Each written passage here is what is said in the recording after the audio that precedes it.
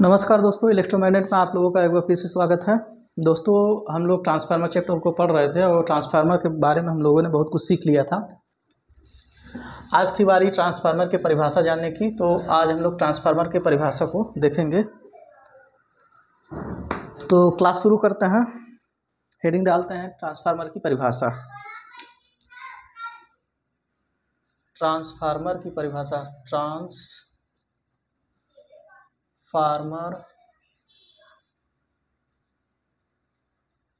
की परिभाषा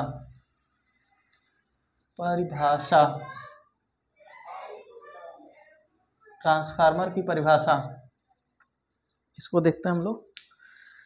देखिए, कल दोस्तों मैंने बता दिया था कि ट्रांसफार्मर जो होता है वोल्टेज को स्टेप अप या स्टेप डाउन करता है। इसके अलावा वोल्टेज को जैसे स्टेप अप करेगा तो वहाँ पर सेकेंडरी में करंट डाउन हो जाएगा। अगर वोल्टेज को स्टेप डाउन कर रहा है, सेकेंडरी में क्या होता है, करंट का मान बढ़ जाता है। ऐसा क्यों होता है? क्योंकि जो है ट्रांसफार्मर पावर को एक सर्किट से दूसरे सर्किट में जो है ट्रांसफ़र करता है कांस्टेंट फ्रीक्वेंसी पर। दोनों साइड की फ्रीक्वेंसी सेम होगी। जो इनपुट की फ्रीक्वेंसी होगी वही फ्रीक्वेंसी आउटपुट की भी होगी। फ्रीक्वेंसी बिल्कुल ही एकदम एक्यूरेट होगी। और दूसरी बात उसमें ये होती है कि पावर का थोड़ा बहुत लॉस होता है, नहीं तो जितनी पावर इनपुट में दी जाती है उतनी पूरी की पूरी पावर जो है क्या होती है, आउटपुट पर हमको प्राप्त हो जाती है। इलेक्ट्रिकल के क्षेत्र में देखिए दोस्तों, कोई भी चीज़ जो है आइडियली प्राप्त नहीं होती है। आइडियल कोई भी चीज़ नहीं होता है। तो ज़्यादातर चीज़ों में क्या होता है, पावर का थोड़ा बहुत लॉस होता ही होता है। तो इसी तरीके से ट्रांसफार्मर में भी पावर का लॉस होता है। तो इसकी परिभाषा कुछ इस तरीके से इसके कार्य के अनुसार बनती है कि ट्रांसफार्मर एक स्थैतिक विद्युतीय डिवाइस है। ट्रांसफार्मर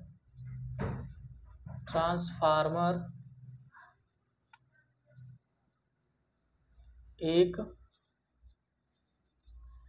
स्थैतिक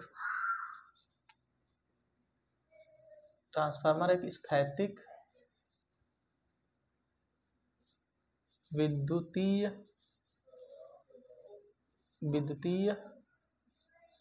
डिवाइस है। डिवाइस की जगह मशीन लिखिए, ज़्यादा बेटर रहेगा। ट्रांसफार्मर एक स्थैतिक विद्युतीय मशीन है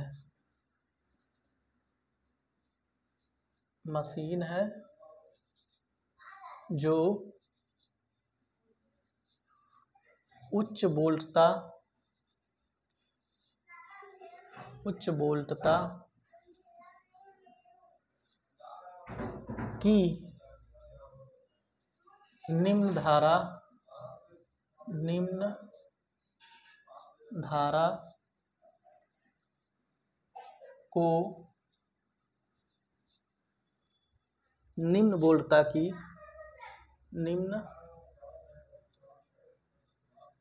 निम्न वोल्टता की उच्च धारा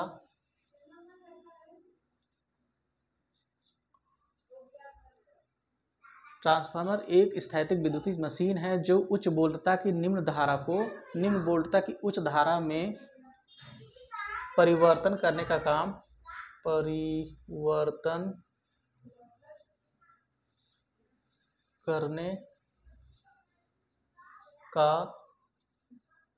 काम या कार्य करता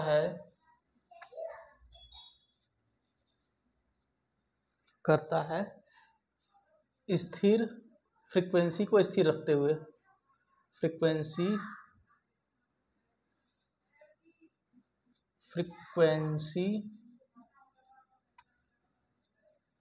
को स्थिर रखते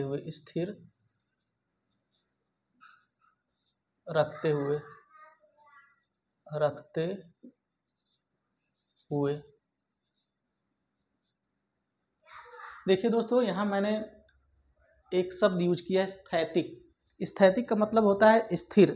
ट्रांसफार्मर में किसी प्रकार का कोई रोटेशन करने वाला पार्ट नहीं होता है, यानी उसमें कोई घूर्णन करने वाला भाग नहीं होता है, इसीलिए हम लोग उसको स्थैतिक विद्युतीय मशीन कहते हैं। और ये क्या काम करता है कि जो उच्च वोल्टता की निम्न धारा को निम्न वोल्टता की उच्च धारा में परिवर्तन करने का काम करता है करता है फ्रीक्वेंसी को स्थिर रखते हुए अथवा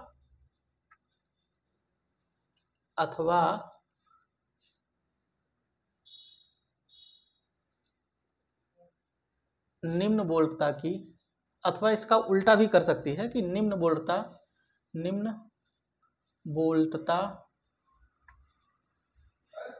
की उच्च धारा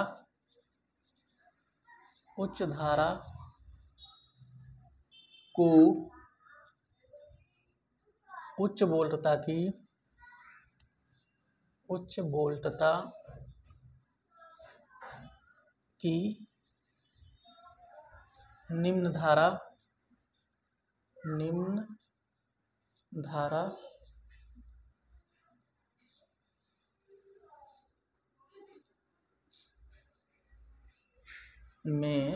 धारा में बदलने का कार्य।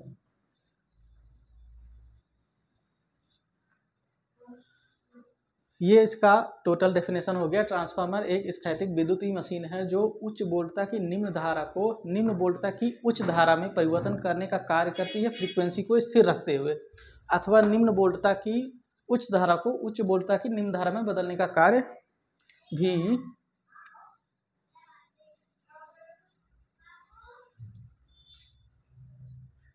करती है। यानी यह एक बाइडायरेक्शनल डिवाइस होती है, बाइडायरेक्शनल मशीन होती है। अगर हम लोग किसी ट्रांसफार्मर को देखें इस तरीके से, अगर वाइंडिंग की हुई है, अगर इधर पर उच्च वोल्टता दी हुई है यहाँ पर इनपुट साइड में, और आउटपुट साइड में हमको लो वोल्टेज मिल रहा है। यहाँ पर मान लेते हैं 11 kV वोल्टेज दिया हुआ है और यहाँ पर 440 वोल्ट मिल रहा है, यानी ये क्या कर रहा है, स्टेप डाउन कर रहा है। तो ये क्या काम करेगा, यहाँ पर अगर 1 एम्पियर की करंट है तो ये अपने टर्न रेशियो के हिसाब से इधर करंट को अधिक कर देगी, या इसका विपरीत भी काम कर सकता है। अगर यहाँ पर हम लोग 440 देंगे तो यहाँ 11 kV भी ये बना के दे सकता है, यानी ये दोनों तरीके से काम करता है। अंतर केवल इतना है कि जब इधर से इधर वोल्टेज को स्टेप डाउन करेगी तो यहाँ पर क्या होता है, वोल्टेज डाउन होने के साथ साथ क्या होता है, करंट भी अधिक होता है। लेकिन जब इधर से इधर काम करेगा, यानी 440 को जब हम लोग इनपुट पे देंगे तो आउटपुट में जब 11 kV बनाएगा तो उस समय क्या होता है, करंट का मान कम हो जाता है इधर के मुकाबले। ये बात आप लोग ध्यान रखिएगा। तो ये हो गया ट्रांसफार्मर की परिभाषा। इसमें एक चीज़ और ख़ास बात होती है कि जितने भी इलेक्ट्रिकल मशीन होती हैं, यहाँ पर नोट कर लीजिएगा, नोट, जितनी भी विद्युतीय मशीन होती हैं, विद्युतीय इलेक्ट्रिकल मशीन या विद्युतीय मशीन होती हैं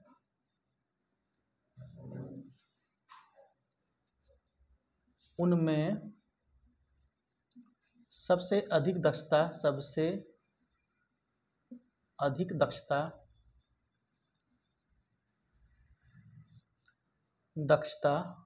को इंग्लिश में इफिशियंसी भी बोलते हैं, दक्षता ट्रांसफार्मर की होती है, ट्रांसफार्मर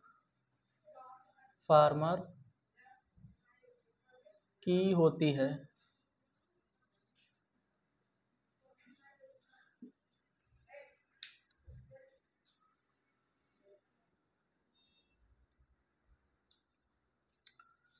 जितने भी विद्युतीय मशीन होती हैं उसमें सबसे ज़्यादा क्या होती है, ट्रांसफार्मर की एफिशिएंसी होती है, और इसकी एफिशिएंसी क्या होती है, अप्रॉक्सीमेट 95% से लेकर 98% तक होती है। ये ट्रांसफार्मर की एफिशिएंसी होती है, यानी इसमें पावर लॉस बहुत ही कम होता है। अब ऐसा क्यों होता है, क्योंकि इसमें कोई किसी प्रकार का कोई घूर्णन करने वाला यानी घूमने वाला रोटेटिंग पार्ट नहीं होता है, जिस तरीके से मोटर्स में होती हैं। मोटर्स में क्या होता है, उसमें घूमने वाला भाग होता है, तो उसकी एफिशिएंसी इससे ट्रांसफार्मर से थोड़ी सी कम होती है। अब इसके बाद हम लोग देखिए ट्रांसफार्मर की परिभाषा पढ़ चुके हैं, ट्रांसफार्मर किस तरीके से काम करता है इसको पढ़ चुके हैं। अब हम लोग पढ़ेंगे कि ट्रांसफार्मर में जो सामान लगते हैं, जैसे कोर लगता है, वाइंडिंग लगता है, बॉबिन लगता है और उसमें इंसुलेटिंग मटेरियल लगता है, उनकी प्रॉपर्टी क्या क्या होती है और किससे बने होते हैं, इसके बारे में जानकारी हम लोग देखेंगे कि क्या क्या होता है।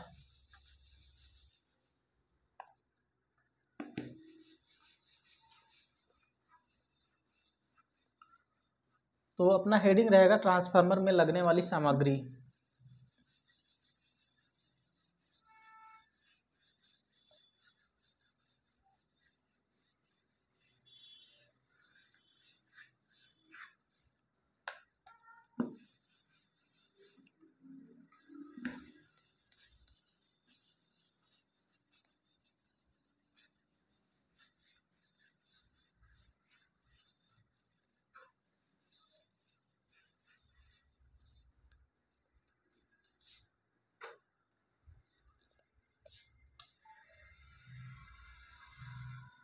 ट्रांसफार्मर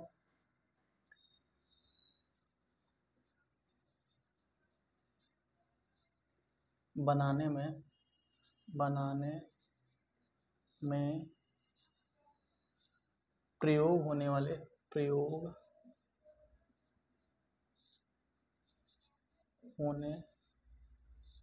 वाली सामग्री।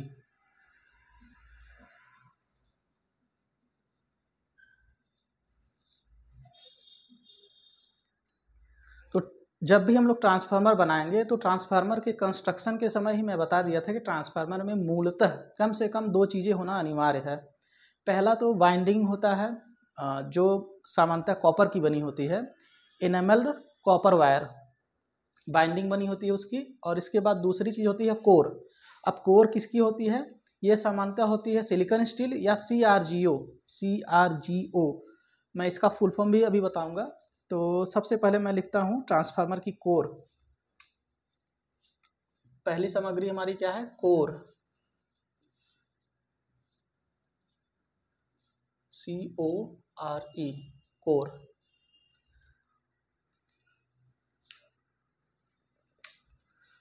ट्रांसफार्मर का कोर मैं बता चुका हूँ कि कोर टाइप में किस तरीके का कोर होता है और सेल टाइप में किस तरीके का होता है। और बैरी टाइप जो होता है वो बहुत कम यूज होता है। तो मैं फिर से एक बार रिपीट कर दे रहा हूँ, क्यों लिख के नहीं बताऊँगा, मैं बोल दे रहा हूँ कि जो सेल टाइप ट्रांसफार्मर होता है, अपना जो सेल टाइप ट्रांसफार्मर होता है उसमें जो है E और I प्रकार की कोरें लगती हैं।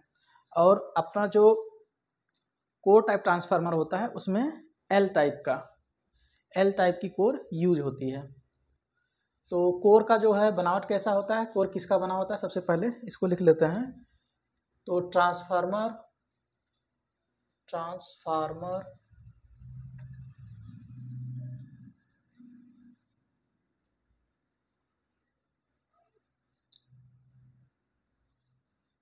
की सामग्री, या इस तरीके से लिखिए, कोर ट्रांसफार्मर की एक महत्वपूर्ण सामग्री है।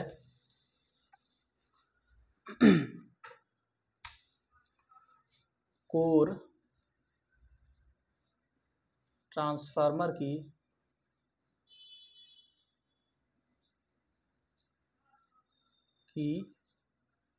एक महत्वपूर्ण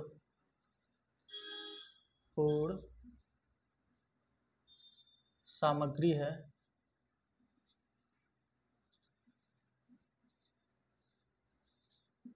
जो CRGO,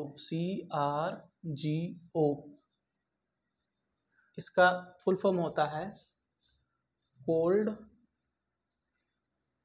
rolled grain oriented, CRGO, या सिलिकॉन स्टील का बना होता है, सिलिकॉन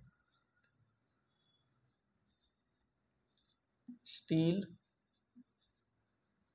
की लैमिनेशंस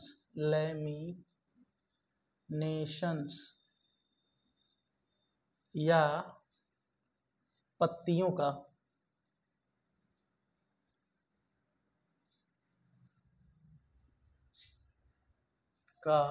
बना होता है।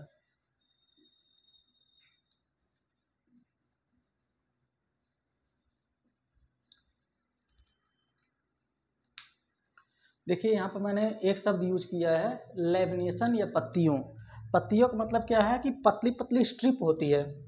देखिए मैं बता देता हूँ किस टाइप की होती है। मैं कल या परसों वाली वीडियो में मैं उसको ट्रांसफार्मर की कोर को ला के मैं समझा दूंगा। वो पेपर से थोड़ा सा मोटा, इसकी मोटाई भी मैं लिख दे रहा हूँ। इसके कोर या लैमिनेशन या कोर के लैमिनेशन की मोटाई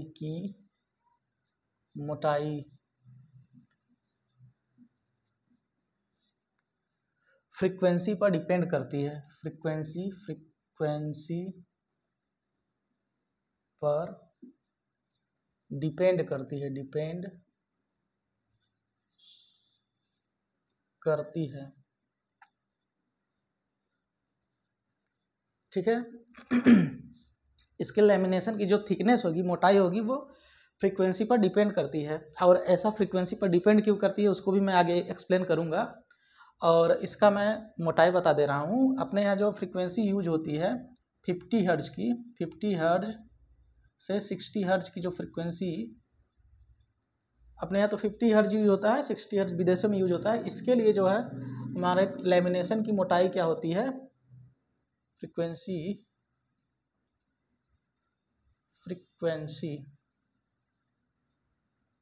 के लिए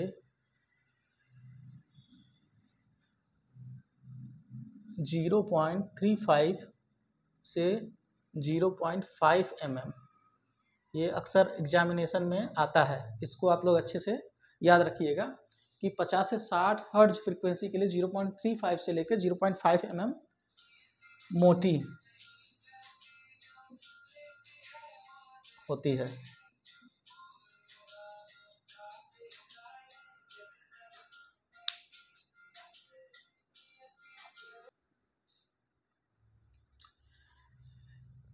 यहाँ मोटाई जो है फ्रीक्वेंसी पर डिपेंड क्यों करती है। आप लोग बेसिक इलेक्ट्रिकल इंजीनियरिंग एक सब्जेक्ट है, उसको पढ़ते समय आप लोगों ने एडी करंट और हिस्टैरिसीस लॉस के बारे में पढ़ा होगा।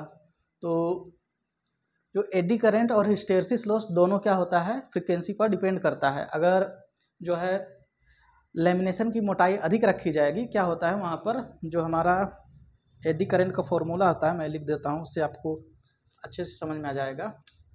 देखिए एडी करंट लॉस का पीई का फॉर्मूला होता है, पीई प्रोपोर्शनल टू होता है F V square T square, और इसका एक कांस्टेंट होता है F V square T square, और यहाँ पर एक कांस्टेंट मान लेते हैं हम लोग, कोई भी कांस्टेंट मान लेते हैं ए, तो इस पर एफ स्क्वायर भी रहता है। ठीक है, ये अपना एडी करंट का फॉर्मूला होता है, एडी करंट लॉस का। तो क्या होता है, ये फ्रीक्वेंसी के वर्ग के समानुपाती होता है। यहाँ पर देखिए कभी कभी ईटा भी लिखा रहता है,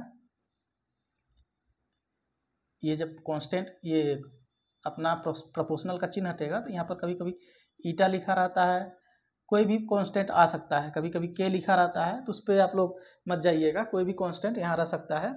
तो पीई बराबर होता है, ये कांस्टेंट रहेगा, इसके बाद F square V square T square. अब यहाँ देखिए टी क्या है, थिकनेस ऑफ मेटल। तो मोटाई जितनी ज़्यादा होगी एडी करंट लॉस उतना अधिक होगा, मोटाई जितनी ज़्यादा होगी एडी करंट लॉस उतना अधिक होगा। इसीलिए क्या करते हैं हम लोग, मोटाई को जो है एक स्टैंडर्ड रखा गया है कि अपने 50 से 60 हर्ट्ज के लिए 0.35 से लेकर 0.5 mm तक ही रखा जाएगा। इससे अधिक मोटा करेंगे तो क्या हो जाएगा, जो है अपना एडी करंट लॉस बढ़ जाएगा, तो कोर ज़्यादा गर्म होने लगेगी। और इससे ज़्यादा पतला करेंगे तो लैमिनेशन की जो स्ट्रेंथ होती है, मजबूती, वो बहुत कमज़ोर हो जाती है और बार बार जो है टूटती है, और लागत कॉस्ट भी बढ़ जाता है अपना। इसीलिए जो है स्टैंडर्ड इतने को रखा गया है। इसके अलावा अपने पास क्या है, एक हिस्टेरेसिस लॉस होता है पीएच बराबर होता है, इसमें भी एक कांस्टेंट होता है, पीएच बराबर मान लेते हैं इसमें ईटा रख देते हैं, b पावर 1.6 FV होता है इसमें भी, ठीक है।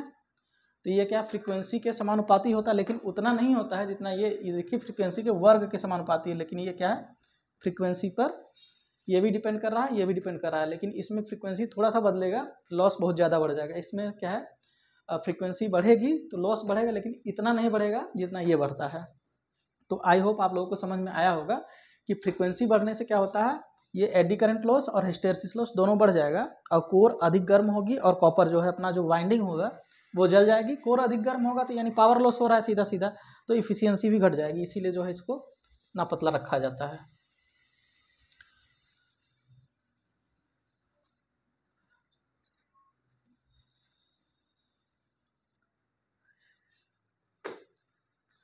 ये बात हो गया अपना कोर का। इसके बाद दूसरी चीज होती है अपनी वाइंडिंग या कॉपर वायर, कॉपर वाइंडिंग ही लिखते हैं, वाइंडिंग।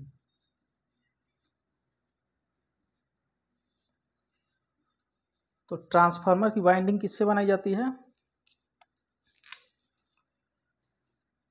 ट्रांसफार्मर की वाइंडिंग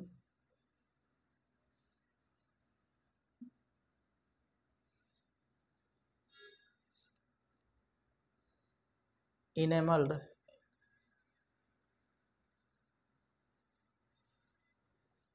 कॉपर वायर की बनी होती है।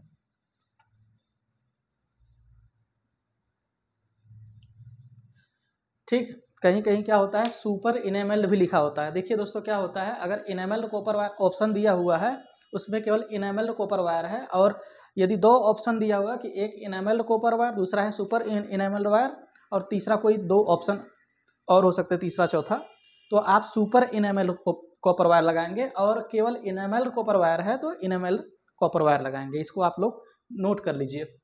इसके अलावा इसमें एक चीज़ और बताना था,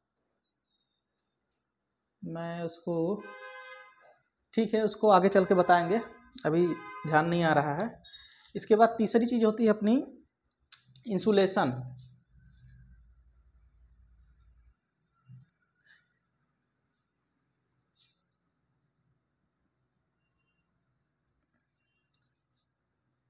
इंसुलेशन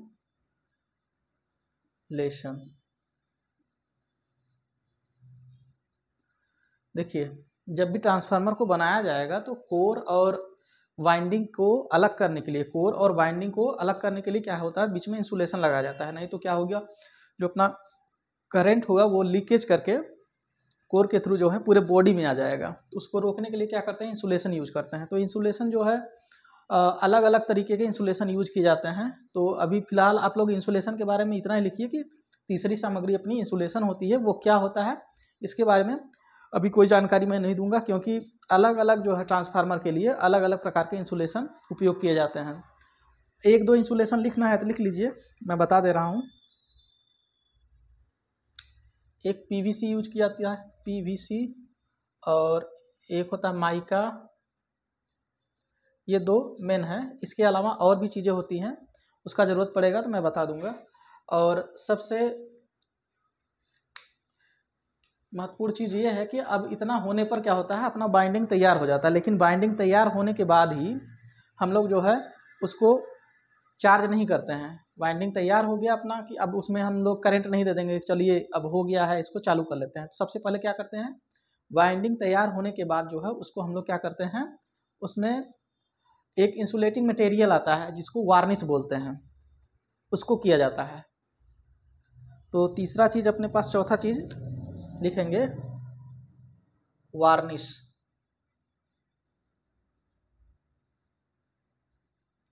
ये क्या होता है बाइंडिंग की परतों के बीच क्या है जाके बैठ जाता है, और दो बाइंडिंग की परतों के बीच क्या करता है इंसुलेशन प्रोवाइड करता है, और जो कॉपर का इंसुलेशन होता है उसके ऊपर भी चढ़ जाता है, तो वो थोड़ा सा और बढ़िया हार्डनेस आ जाता है उसमें। तो ये क्या है, वार्निश। चौथा चीज़ हो गया। और एक चीज़ और ध्यान रखिएगा, यहाँ पर जब हम लोग कोर बनाते हैं तो दो कोर को अलग करना पड़ता है। जैसे ई और आई टाइप की कोर होती हैं कोर टाइप में, और सेल टाइप में, और कोर टाइप में क्या होता है, एल टाइप की कोर यूज की जाती हैं। तो जैसे ये पत्ती हो गई कोर की, और दूसरी पत्ती इससे जाके सटेगी ना, तो दोनों सट जाएंगे, तो ये दोनों कंडक्टर हैं, आपस में जब सटेंगे तो क्या होता है, इसका क्रॉस सेक्शन एरिया बढ़ जाएगा। और क्रॉस सेक्शन एरिया बढ़ जाएगा तो क्या मतलब है, 0.35 से लेकर 0.5 mm बनाने का, तो वो तो मोटा ही हो गया कुल मिला के। तो इसी को रोकने के लिए क्या करते हैं, एडी करंट जो लॉस होता है अपना, वो वॉल्यूम पर भी डिपेंड करता है। F square V square T square था, तो वॉल्यूम को कम करने के लिए क्या करते हैं, वॉल्यूम को कम करने के लिए, मतलब वॉल्यूम तो कम नहीं होगा, लेकिन एक एक जो हम लोग पत्ती यूज किए हैं दोनों को अलग कर देंगे, दो, तीसरा भी उससे अलग, चौथा भी उससे अलग, पांचवा भी उससे अलग, सब एक दूसरे से इलेक्ट्रिकली क्या होते हैं, अलग कर देंगे। तो क्या होगा, जो एडी करंट का पाथ होता है वो क्या होता है, कट जाता है, यानी पूरे ट्रांसफार्मर की जो कोर होती है उसमें एडी करंट फ्लो नहीं हो पाता, और एडी करंट फ्लो नहीं होगा तो उसमें आई स्क्वायर और लॉसेस नहीं होंगी। कोर में मैं भी बात कर रहा हूँ, यानी कोर गर्म नहीं होगी। तो क्या करते हैं, ये कोर को भी हम लोग क्या करते हैं, इंसुलेट करते हैं। तो इस इंसुलेटिंग मटेरियल का भी नाम लिख लीजिए, कोर को आपस में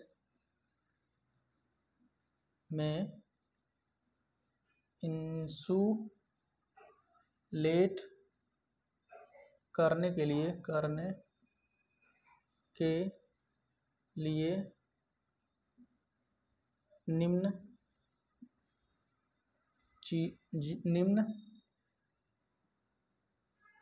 चीज़ें उपयोग की जाती हैं।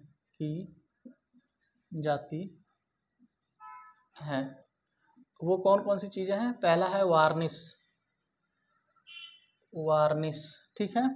वार्निश दो जगह यूज हो गया, एक पहला वाइंडिंग में और दूसरा कोर में, वार्निश हो गया। दूसरा क्या है, चाइना क्ले, और तीसरा क्या है, ऑक्साइड पेंट,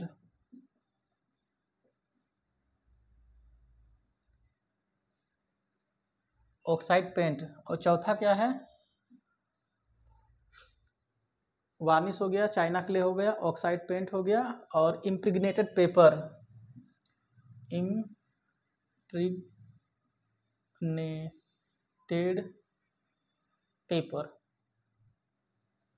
ये चार चीज़ें यूज की जाती हैं कोर को इंसुलेट करने के लिए। तो इतना आप लिख लीजिए, इसके बाद जो है हम कल पढ़ेंगे। आज के लिए इतना ही रहेगा। आई होप आप लोगों को ये क्लास पसंद आई होगी। अगर किसी प्रकार की कोई क्वेरी हो तो आप लोग कमेंट बॉक्स में लिख सकते हैं, मैं उसका जवाब दूंगा। तो आज के लिए इतना ही रहेगा, धन्यवाद।